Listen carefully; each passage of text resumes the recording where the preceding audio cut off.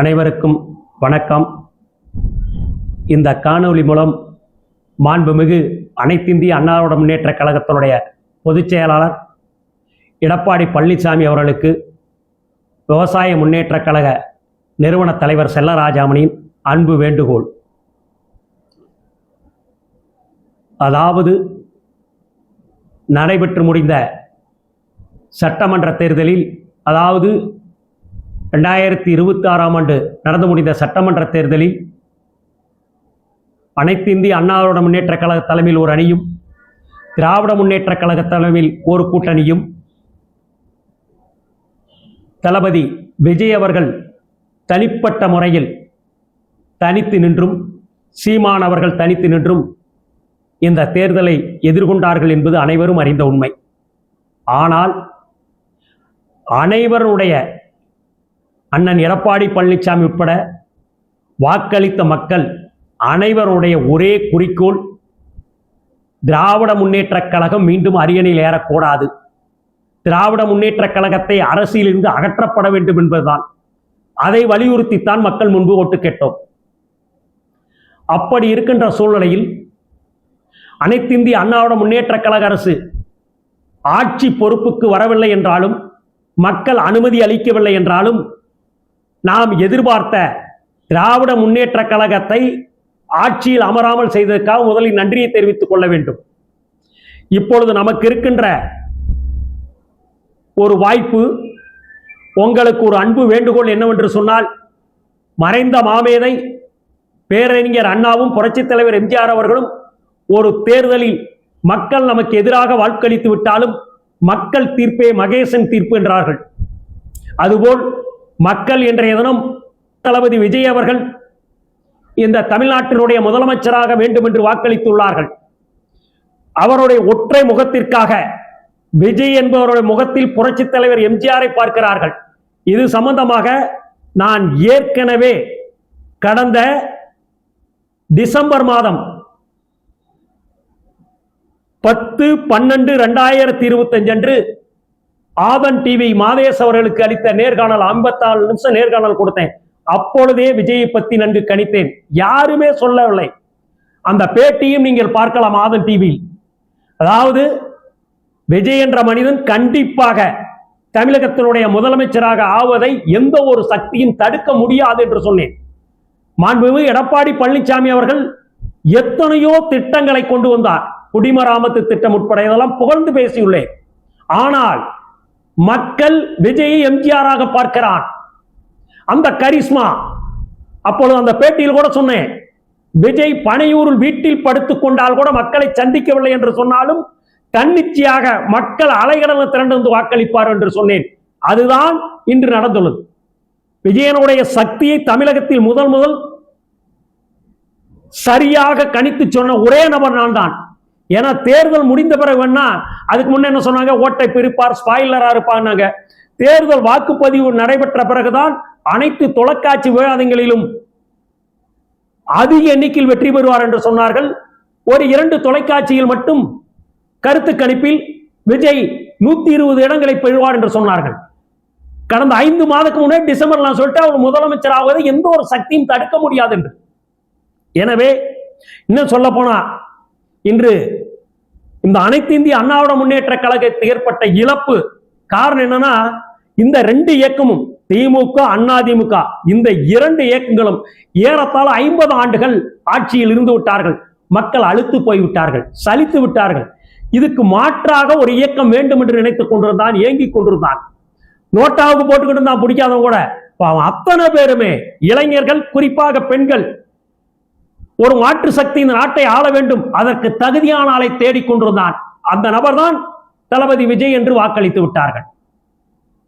எனவே இன்னும் மீண்டும் இந்த ஆட்சியை பிடிக்க வேண்டும் என்று மாண்புமிகு எடப்பாடி பழனிசாமி அவர்கள் நினைத்தால் உட்கட்டமைப்பை சரி செய்ய வேண்டும். இன்னைக்கு பாருங்க, விஜய் என்ற நபர் எனக்கு தெரிய ஒரு 10 இடத்துல தான் பிரச்சாரம் பண்ணியிருப்பார்.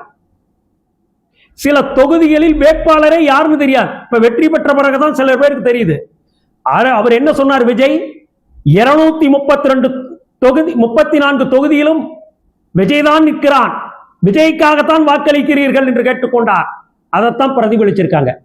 யாரை பார்த்தாலும் விசில் விஜய். அங்க இருக்க வேட்பாளர் பெயரே தெரியாது. 2 கட்சிகளும் மாநாடு நடத்தினார்கள். ஆயிரக்கணக்கான மக்களை திரட்டி கூட்டம் நடத்தினார்கள். ஆனால் வெற்றி பெற முடியவில்லை. காரணம், விஜய் என்ற மனிதன் இப்பொழுது புதிதாக முளைத்துள்ளார், தோன்றியுள்ளார், மக்கள் கவனத்தை ஈர்க்கிறார். சினிமா என்ற பிம்பம், நான் தான் சொன்னேன், அவரை எம்ஜிஆராக பார்க்கிறான். இப்ப அவர் ஊரு போய் ஓட்டு கேட்க வேண்டிய அவசியமே இல்லை. அந்த பேட்டியிலேயே சொல்லியிருக்கேன், பூத்துல உட்கார வேண்டிய அவசியமே இல்லை, எல்லாம் போய் ஓட்டு போடுவான்னு சொன்னேன். நீங்க அந்த பேட்டி பாருங்க எல்லாருமே. அப்ப ஒரு எடப்பாடி பழனிசாமி அவர்கள் நன்கு திறம்பட திட்டங்களை கொடுத்தார். ஆனால் அவர் முகம் எம்ஜிஆராக மக்கள் பார்க்கவில்லை, ஒரு கரிஸ்மா இல்லை. அப்ப என்ன பண்ணிருக்கும், நமக்கு கட்டமைப்பு, நகர செயலாளர், ஒன்றிய செயலாளர், பேரூர் செயலாளர், கிளை செயலாளர் அனைவரையும் பாகுபாடு இல்லாமல் ஒருங்கிணைந்து வேலை செய்வதற்கான வேலையில் நீங்கள் ஈடுபடவில்லை. பொதுக்கூட்டங்கள், பிரச்சாரத்தை மட்டும்தான் பார்த்தீர்கள்.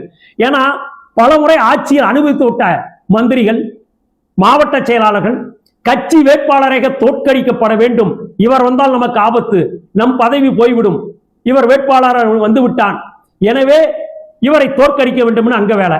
ஒருத்தனுக்கு சீட்டு, நான் தான் சீட்டுன்னு அலைஞ்சிருப்பான், அவனுக்கு சீட்டு கிடைக்காம போயிருக்கும்.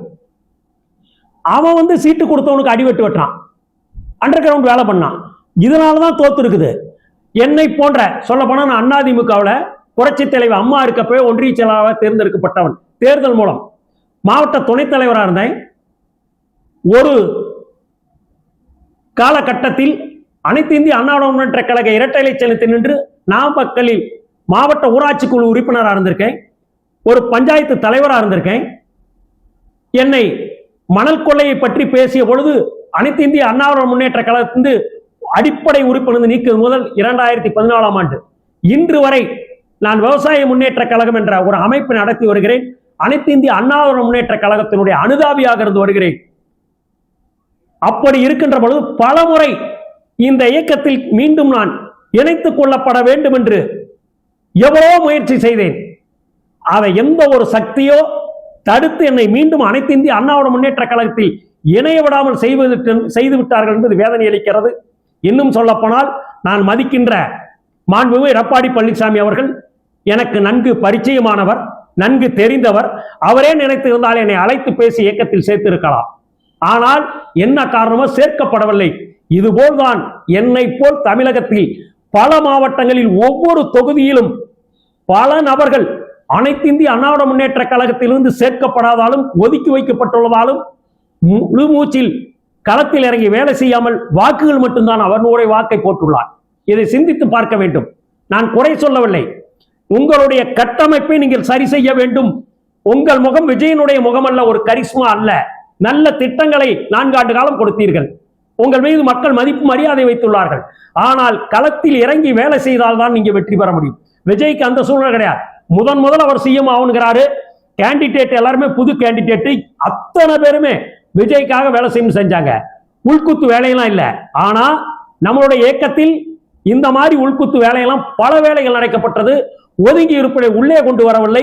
பல மாவட்ட செயலாளர்கள், மந்திரிகள் அவர்கள் சர்வாதிகார போக்கால் தான் இன்று இந்த நிலையை சந்தித்து வருகிறீர்கள். எனவே காலத்தின் கட்டாயம். இன்று மக்கள் விஜய் என்ற நபர் இந்த நாட்டை ஆள வேண்டும் என்று வாக்களித்துள்ளார்கள். அதற்கு மதிப்பு கொடுத்து மக்கள் தீர்ப்பே மகேசன் தீர்ப்பு என்ற வகையில் தாங்கள் ஒரு வருட காலத்திற்கு விஜய் அவர்களுக்கு,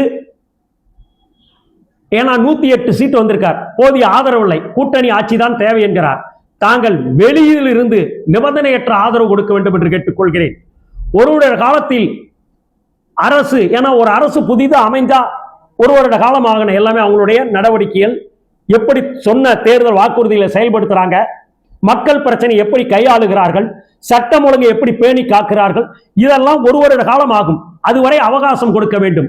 ஒரு வருட காலத்திற்கு நிபந்தனையற்ற ஆதரவு தெரிவித்து ஒரு வருடத்திற்கு பிறகு அவருடைய செயல்பாட்டு திருப்தி இல்லை என்றால் ஆதரவை விலக்கிக் கொள்ளலாம். அதற்கு காரணம் என்னவென்றால், விஜய் அவர்கள் தேர்தல் பிரச்சாரத்தின் போதும் தன்னுடைய மாநாட்டிலும் எங்கு பேசினாலும் எனக்கு கொள்கை எதிரி பாஜக, அரசியல் எதிரி திராவிட முன்னேற்ற கழகம் என்றார்.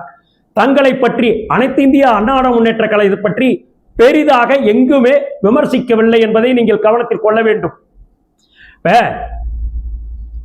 இன்னும் பார்த்தீங்கன்னா அனைத்து இந்திய அண்ணா முன்னேற்ற கழகம், திராவிட முன்னேற்ற கழகத்தில் இந்த இரண்டு இயக்கங்களில் பார்த்தா வாக்காளர்களுக்கு பணமும் பரிசு பொருளும் வாரி வழங்கப்பட்டது, போட்டி போட்டு கொடுத்தாங்க. ஆனால் எந்த விதமான பரிசு பொருட்களும் பணமும் கொடுக்காமல் விஜய் என்ற ஒரு தனி மனிதனுக்காக ஏறத்தாழ 1.5 கோடி வாக்காளர்கள் வாக்களித்துள்ளனர் பிரமிக்க வைக்கிறது. இது சரித்திரம் போற்றும் வெற்றி. 1977 புரட்சி தலைவர் எம்ஜிஆர் பெற்ற வெற்றிக்கு பிறகு உலகையே திரும்பி பார்க்கிற வெற்றி தான் இது. எனவே நம்மை அனைத்து இந்திய அண்ணா முன்னேற்ற கழகத்தையும் மாண்புமிகு எடப்பாடி பழனிசாமி அவர்களையும் அவர் எங்குமே அதிக அளவில் விமர்சிக்கவில்லை. எனவே மக்கள் அளித்த தீர்ப்பை முழு மனதோடு வணங்கி ஏற்றுக்கொண்டு தாங்கள் 1 வருட காலத்திற்கு விஜய் அவர்கள் தலைமையில் அமைகின்ற இந்த அரசுக்கு தாங்கள் நிபந்தனையற்ற ஆதரவு வெளியில் இருந்து தெரிவிக்குமாறு கேட்டுக்கொள்கிறேன். 1 வருட காலத்திற்கு பிறகு அவர்களுடைய செயல்பாடு பிடிக்கவில்லை என்று சொன்னால் ஆதரவு விலக்கிக் கொள்ளலாம். நன்றி, வணக்கம். செல்லராஜாமணி, விவசாய முன்னேற்ற கழக நிறுவன தலைவர்.